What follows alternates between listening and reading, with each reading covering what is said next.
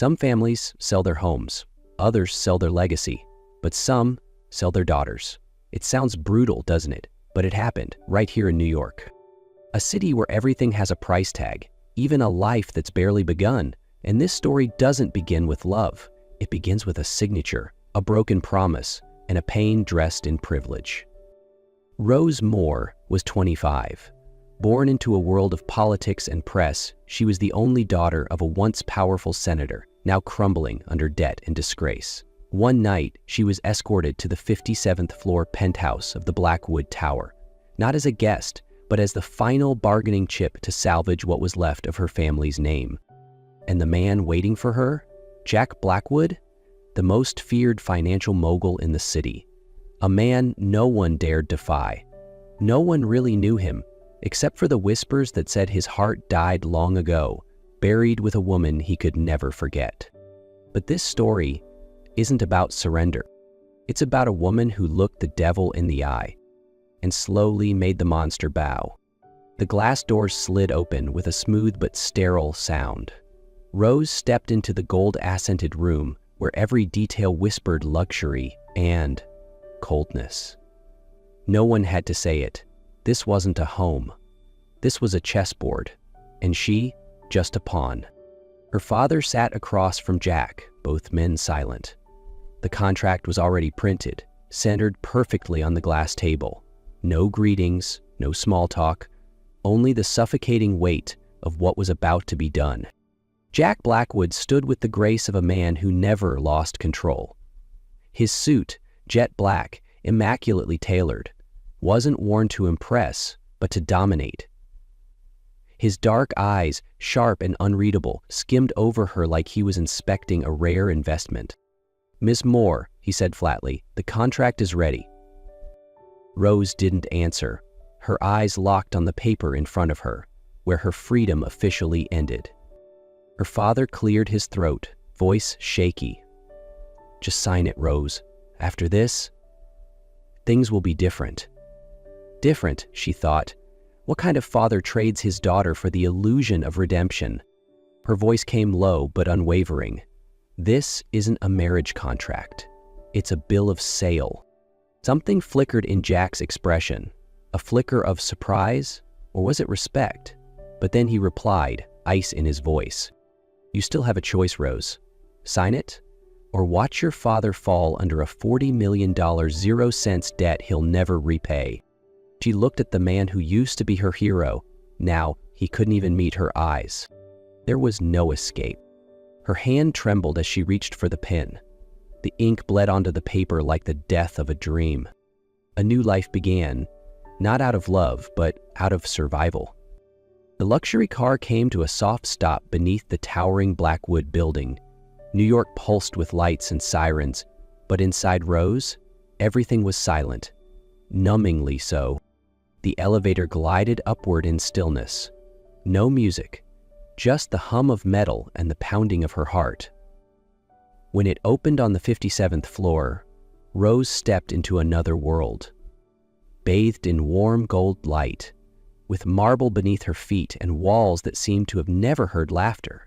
The penthouse was a modern palace, too beautiful to be called a home, too cold to be called hers.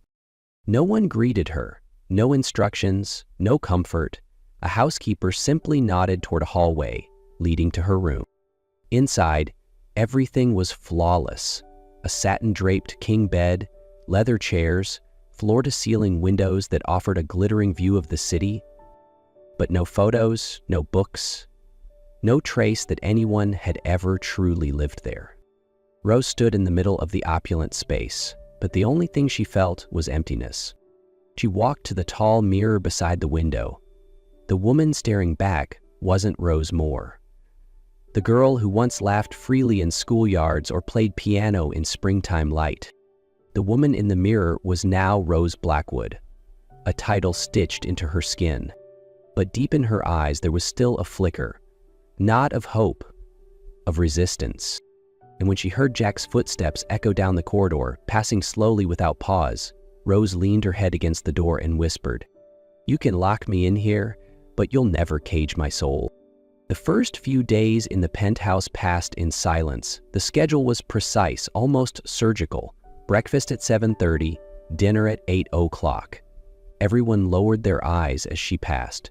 No smiles, no words, as if she were invisible. Jack didn't attempt conversation. He appeared only at meals, sitting at the head of a 10-meter table, cutting his meat with icy precision. Rose, seated at the far end, kept her hands folded in her lap. She didn't touch her plate. Until one night, he broke the silence without looking at her. "Are you afraid of me?" She didn't flinch. "I'm disgusted by this. The fear comes later." A muscle in Jack's jaw twitched. Then, a faint smile, not of amusement, but of challenge. From that moment, the war began. Rose didn't scream, she didn't throw things, but each look, each word, each quiet step down the long marble halls was an act of silent rebellion.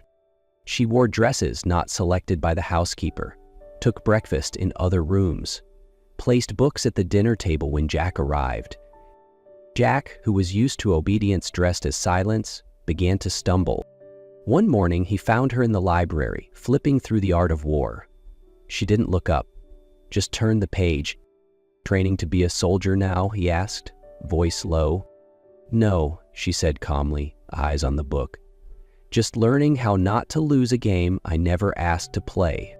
For the first time, Jack didn't reply.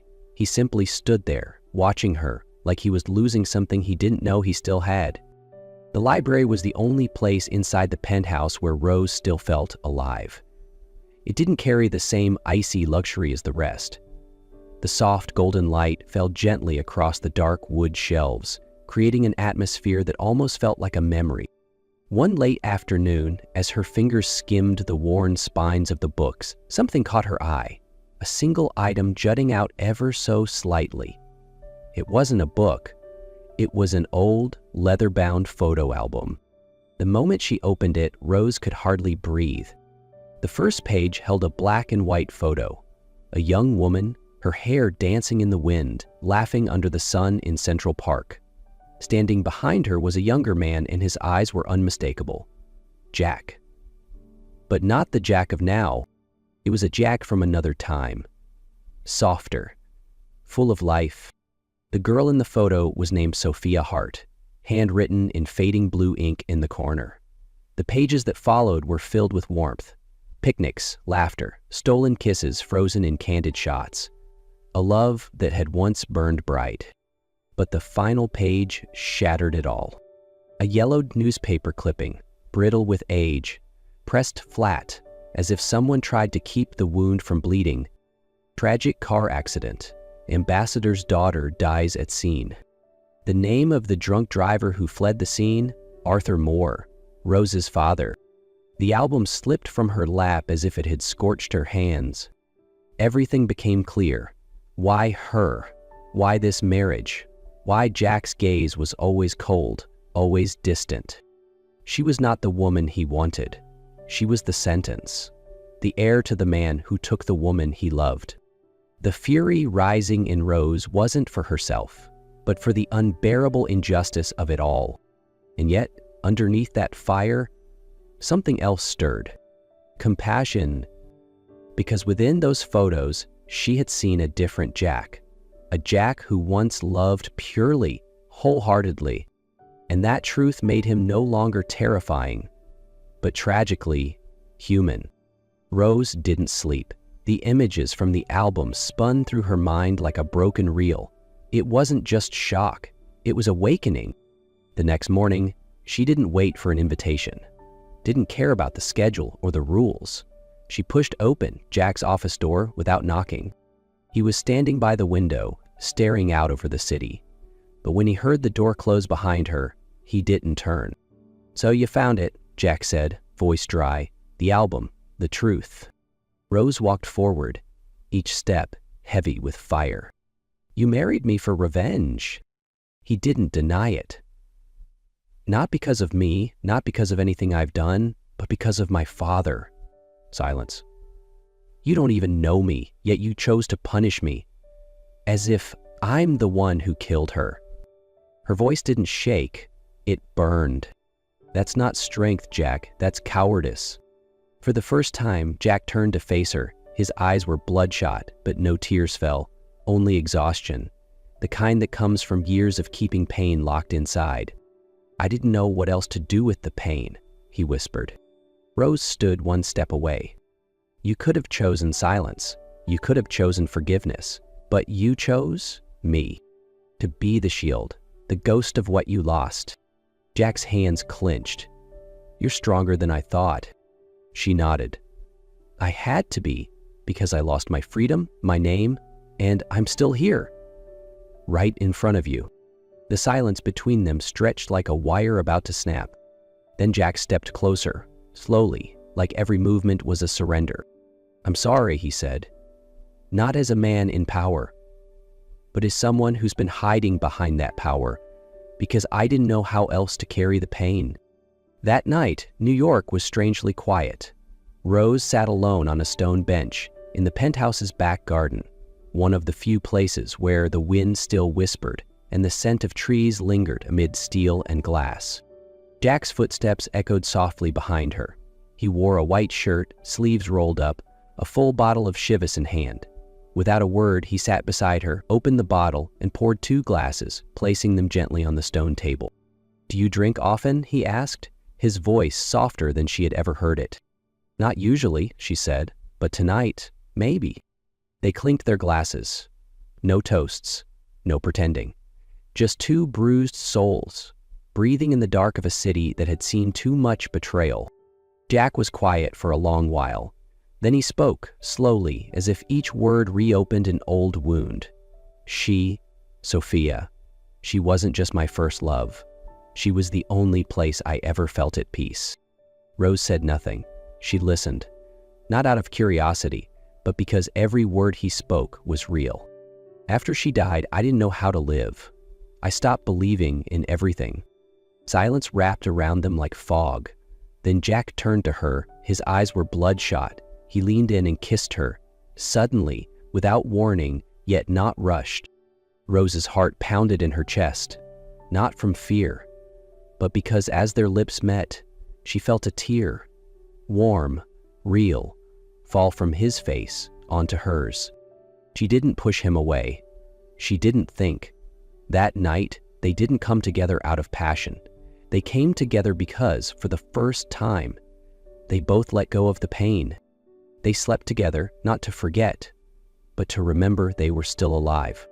The next morning, Rose woke up alone. The white sheet still held a faint crease beside her where Jack had lain just hours before. No note, no trace of him, only her body and an odd, quiet space inside her chest. Weeks passed since that night. Neither Rose nor Jack mentioned what had happened. They moved around each other in silence, as if avoiding eye contact could make that memory vanish like mist. But inside Rose, something had shifted. The fire of resentment no longer raged. In its place grew something slower, quieter, unnamed, uncertain. And then her body began to speak. First, unusual fatigue. Then came the subtle nausea in the mornings, the strange aversion to coffee, the dizzy spells that made her sit down faster than she liked to admit. By the third wave of queasiness, the truth became harder to deny. She searched the tiny medical cupboard tucked behind the library shelves. Among bandages and cold pills, she found a pregnancy test, sealed and untouched. 30 minutes later, she sat at the edge of her bed, heart pounding, hands shaking. 2 lines, clear, unmistakable. The world paused for a moment. Rose didn't cry, didn't scream. She just sat there, palm resting on her belly. Emotions rose like waves, shock, panic, and then something unexpected. Tenderness. That evening, she waited for Jack in the sitting room. He arrived late, as usual, stopped cold when he saw her standing there, eyes steady, voice firm. "Did something happen?" he asked, cautious. Rose took a slow breath. "I'm pregnant." Silence blanketed the room like a thick curtain. "Are you sure?" "2 tests," she answered. "One this morning, one just now." Jack stepped back like searching for something to lean on. "I'm not asking anything from you," she said. "No promises, no explanations. I just thought you deserved to know." Since the day Rose told Jack she was pregnant, the atmosphere in the penthouse began to shift. No dramatics, no grand gestures. Everything moved slowly, but genuinely. Jack stopped hiding in meetings. He started coming home earlier. He didn't say much, but his actions spoke louder than any apology ever could. He went with her to the first ultrasound. He didn't speak, just held her hand as the doctor read the heartbeat. Like he was holding onto a part of himself he thought was gone forever. The penthouse, once a mausoleum of silence, began to breathe. Jack asked for lighter curtains. Fresh flowers appeared in the hall. One morning, Rose heard the scrape of paintbrushes in the empty room near the library. When she peeked inside, she found him bent over, painting the walls a soft mint green. "Baby's room," he said, not looking at her. But the smile that flickered, real and brief, was something she'd never seen on him before. That night, as they sat quietly on the couch, Jack suddenly asked, "If it's a boy, do you have a name?" Rose paused. "Luca," he said softly. "It means light." She turned to him. "Why?" Jack met her gaze. "Because before you, I didn't know darkness had an end." After that evening, when Jack softly said the name Luca into the breeze, something changed between them. No more suffocating silence, no more guarded stares, only presence. Jack began quietly doing the small things, preparing ginger tea every morning because Rose often felt nauseous, always placing a warm towel at the foot of the bed each night. No apologies, no promises, just being there, genuinely, patiently, consistently, like sunlight gradually replacing the dark. As Rose's belly grew, Jack became the first arms she leaned into when she couldn't sleep. He was the one who recorded every first kick of Luca in a small leather notebook tucked beneath his pillow. "I'm afraid I won't do this right," he once confessed while helping her apply stretch mark lotion every night. "No one does it right," she whispered, resting her head on his chest. "But you're doing something no one else ever did. You stayed." And he stayed until the very end. On the night Rose went into labor, the city below was flooded in lights and ambulance sirens. But in Jack's eyes, there was only her.